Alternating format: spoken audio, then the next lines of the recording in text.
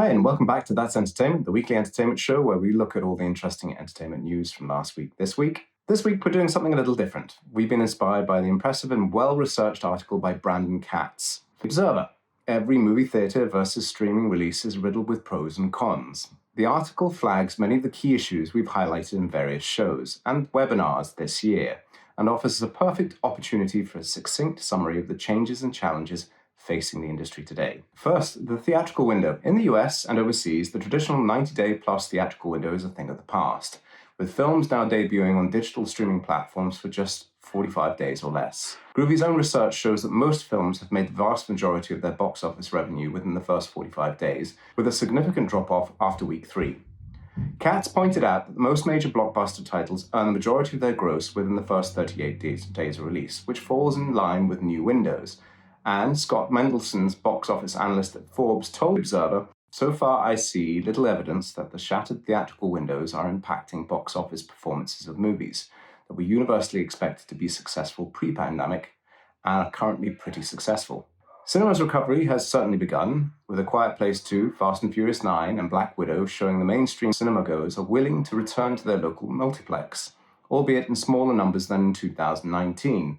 But Black Widow highlights another problem facing exhibitors, with Disney choosing to make the film available to watch at home simultaneously as a premium-priced Disney Plus home premiere. That decision did not go down well with exhibitors. Celluloid Junkie reported last week that some cinemas in Germany, Belgium, Scandinavia, and Japan subsequently chose not to play the film, while Deadline showed that the film had a disproportionately large drop-off over its opening weekend compared to both other recent releases, such as F9, and previous Marvel movies. They put this down to a significant number of mainstream film fans choosing their couch over a cinema seat on Saturday night.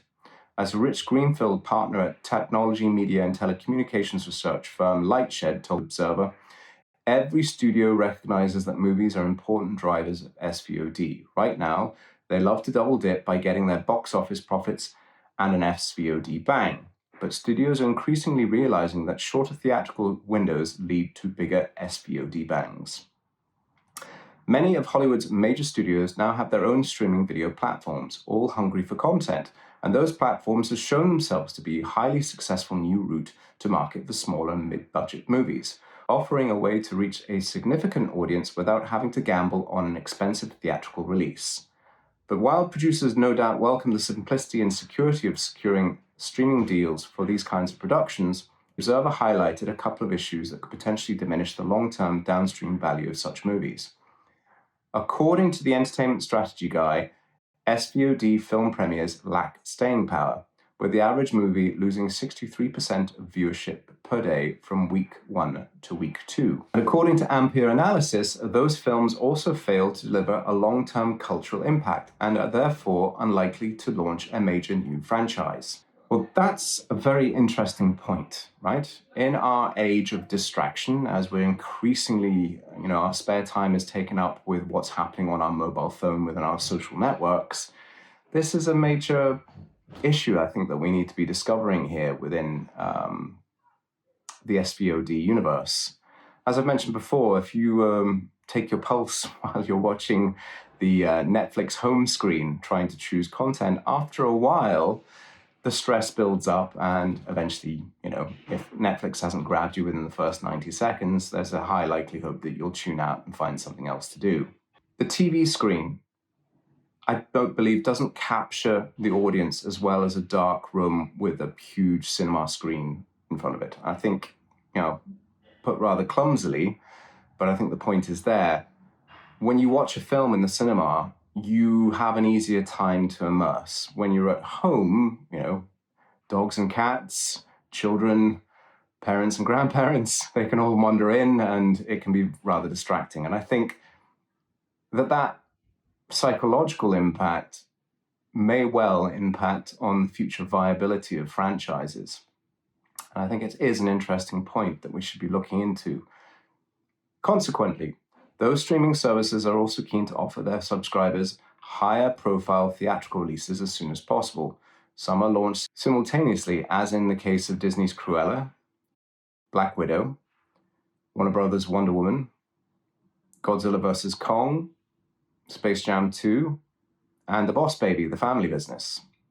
Other titles from the likes of Universal and Paramount will debut on streaming platforms much sooner than in the past, thanks to the new 45-day max theatrical window. Another way studios will benefit from that shorter window is if a movie doesn't immediately move from cinemas to a streaming service, but instead makes its digital debut as a PVOD rental title. The PVOD market grew significantly in 2020.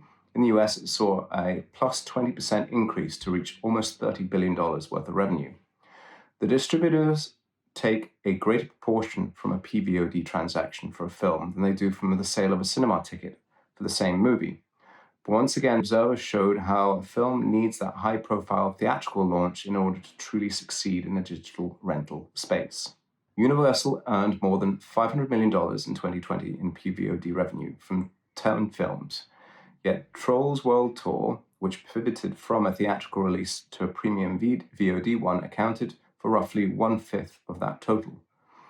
The film surpassed Avengers Endgame, the highest grossing PVOD title in history, with a figure of north of $100 million. Yet Endgame generated $800 million in theatrical profits alone.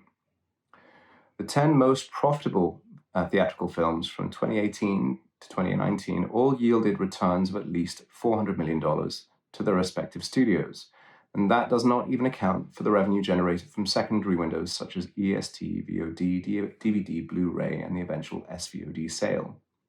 So it seems that in order to truly maximize a single film's long-term downstream value, a high-profile theatrical launch is still very, very important. As Scott Mendelson told The Observer, I think a successful theatrical run will always make more money on a bit-by-bit basis. By default, raw revenue earned is more valuable than the perception of success in terms of high viewership on a streaming platform. However, from the studio's perspective, the revenue generated from subscription streaming platforms is becoming more and more important. Observer put it, in a vacuum, streaming can't replicate the immediate cash infusion of a box office hit, but subscriptions represent monthly recurring revenue, which can be more valuable than a box office one-off, according to a forecast from Lightshed Partners.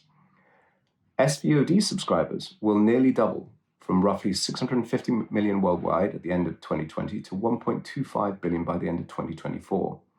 By 2025, SVOD services are projected to generate 85 billion in global revenues per the Wall Street Journal. Rich Grenfield from Lightshed points out that Netflix generated more revenue in 2019 than the combined Disney and Warner Brother film studios. That is 20 billion compared to 19 billion.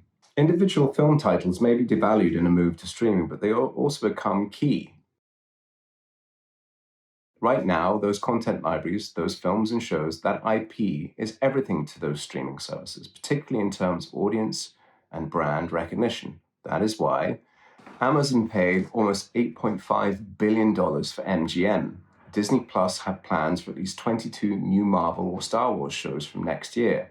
And Paramount Plus have plans for over 20 new productions adapted from film and TV titles in their library. Our industry is changing at an incredible pace, and everyone is facing new opportunities and challenges. Our goal is to keep you informed about those changes and to offer some insight into the possible consequences.